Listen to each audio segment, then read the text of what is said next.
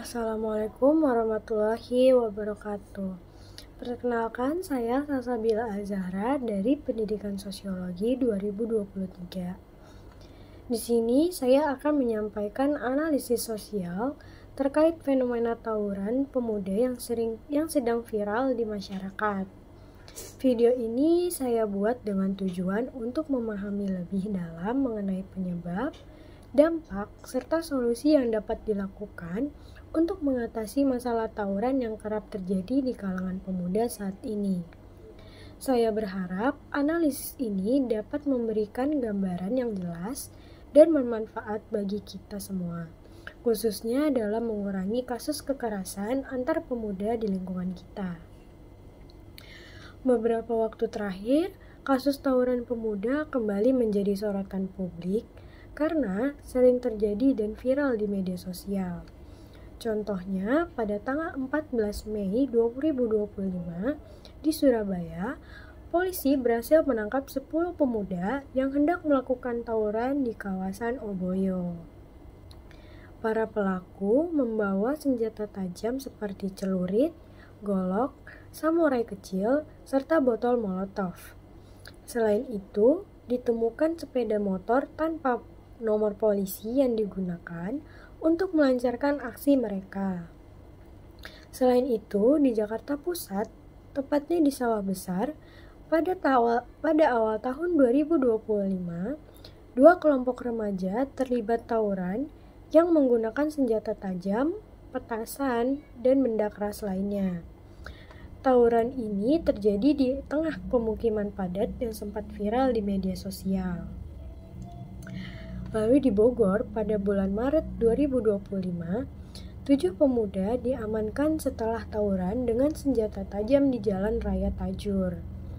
Polisi melakukan pembinaan intensif terhadap para pelaku dengan melibatkan orang tua dan aparat lingkungan. Menurut laporan kepolisian, tawuran tersebut terjadi akibat perselisihan antar kelompok geng motor yang sudah berlangsung lama. Dalam kejadian tersebut, beberapa pemuda mengalami luka serius dan beberapa pelaku berhasil diamankan oleh aparat kepolisian. Kasus-kasus ini menunjukkan bahwa tawuran masih menjadi persoalan yang serius yang mengancam keamanan dan ketertiban di masyarakat. Fenomena tawuran ini bukan hanya berdampak pada korban dan pelaku, tetapi juga menimbulkan keresahan di masyarakat luas karena mengganggu ketertiban umum dan menimbulkan rasa takut, terutama di lingkungan sekitar lokasi tawuran. Untuk memahami mengapa tawuran pemuda masih sering terjadi, kita perlu untuk melihat berbagai faktor penyebab yang melatar belakangi fenomena ini. Yang pertama yaitu pengaruh kelompok sebaya dan geng motor. Kelompok sebaya atau peer group memiliki pengaruh yang sangat kuat dalam kehidupan remaja. Pada masa pencarian jati diri, pemuda cenderung mencari pengakuan dan identitas melalui kelompoknya. Dalam konteks tawuran, geng motor atau kelompok pemuda tertentu menjadi wadah bagi mereka untuk mengekspresikan keberanian dan kekuatan. Sayangnya, cara yang dipilih seringkali melalui kekerasan dan konflik fisik. Yang kedua, kurangnya pengawasan dan pembinaan dari keluarga dan sekolah. Banyak kasus tawuran melibatkan pemuda yang kurang mendapat perhatian dan bimbingan dari keluarga maupun lingkungan sekolah. Kurangnya komunikasi dan pengawasan membuat mereka mudah terpengaruh lingkungan negatif dan terjerumus dalam perilaku menyimpang.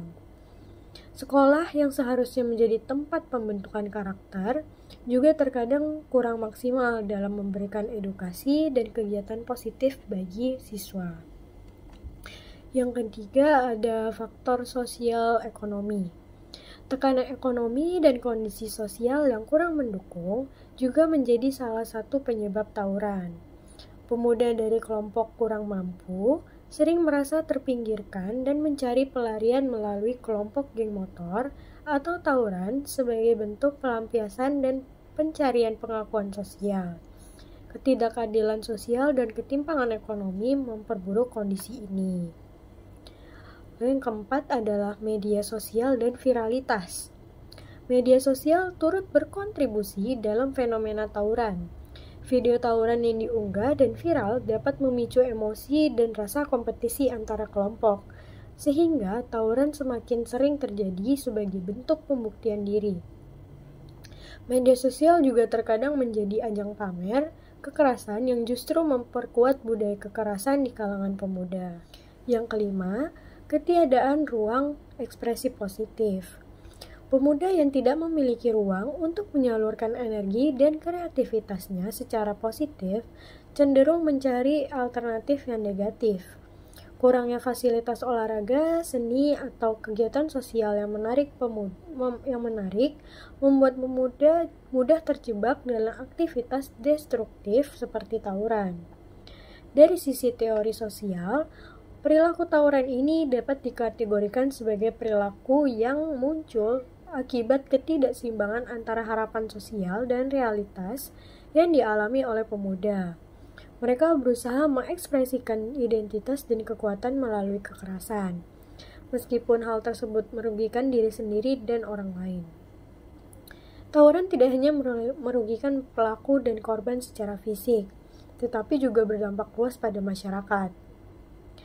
Yang pertama ada korban dan pelaku. Banyak korban mengalami luka serius bahkan kematian.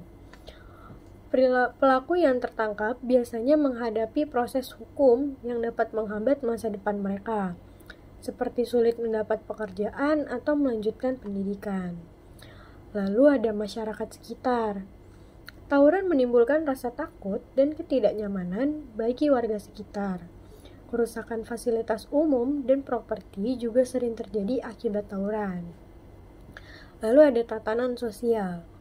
Tawuran mengganggu ketertiban umum dan menciptakan citra negatif terhadap pemuda sebagai generasi penerus bangsa. Hal ini dapat menimbulkan stigma sosial yang sulit dihilangkan. Lalu ada ekonomi. Kerusakan fasilitas dan gangguan keamanan dapat berdampak pada aktivitas ekonomi lokal, seperti menurunnya kunjungan ke area tertentu dan meningkatnya biaya keamanan. Di sini saya menyadari bahwa penanganan tawuran harus dilakukan secara komprehensif dan melibatkan berbagai pihak. Yang pertama ada peran keluarga. Keluarga adalah lingkungan pertama dan utama dalam pembentukan karakter anak. Orang tua harus meningkatkan komunikasi yang efektif dengan anak-anaknya, memberikan perhatian, dan membimbing mereka agar dapat mengambil keputusan yang baik. Pendidikan nilai-nilai moral dan agama sejak dini sangat penting untuk mencegah perilaku negatif. Yang kedua ada peran sekolah dan pendidikan. Sekolah harus menjadi tempat yang aman dan nyaman bagi siswa. Program pembinaan karakter, kegiatan ekstrakurikuler yang positif seperti olahraga, seni, dan kegiatan sosial harus dikembangkan secara optimal. Sekolah juga perlu memberikan edukasi tentang bahaya kekerasan dan pentingnya resolusi konflik secara damai. Yang ketiga ada peran pemerintah dan aparat keamanan. Pemerintah daerah dan aparat kepolisian harus memperkuat pengawasan dan patroli di wilayah yang rawan tawuran. Program pembinaan dan rehabilitasi bagi pemuda yang terlibat tawuran perlu dikembangkan, seperti pelatihan bela diri, pelatihan keterampilan, dan kegiatan sosial.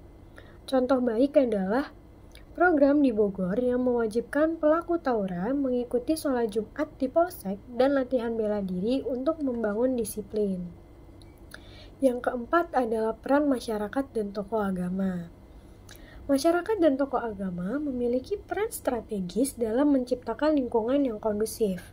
Melalui dakwah, penyuluhan, dan kegiatan sosial, mereka dapat memberikan edukasi serta menumbuhkan kesadaran akan pentingnya hidup damai dan menolak kekerasan.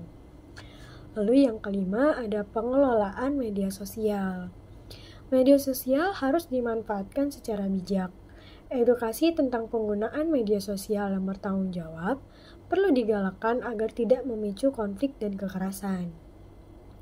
Pemerintah dan penyedia platform juga dapat mengawasi konten yang berpotensi memprovokasi tawuran. Dan yang terakhir, ada penyediaan ruang dan kegiatan positif untuk pemuda. Pemerintah dan masyarakat harus menyediakan fasilitas dan program yang dapat menyalurkan energi pemuda secara positif, seperti taman olahraga, sanggar seni, komunitas sosial, dan pelatihan keterampilan. Hal ini akan mengurangi kemungkinan pemuda terlibat dalam tawuran. Dengan kolaborasi yang kuat antara keluarga, sekolah, aparat keamanan, dan masyarakat, saya yakin kasus tawuran dapat diminimalisir dan pemuda dapat berkembang menjadi generasi yang lebih positif dan produktif. Sekian pemaparan dari saya. Semoga video ini dapat memberikan wawasan baru dan menjadi bahan refleksi bagi kita semua dalam menangani permasalahan sosial pemuda. Apabila ada kesalahan, mohon dimaafkan. Wassalamualaikum warahmatullahi wabarakatuh.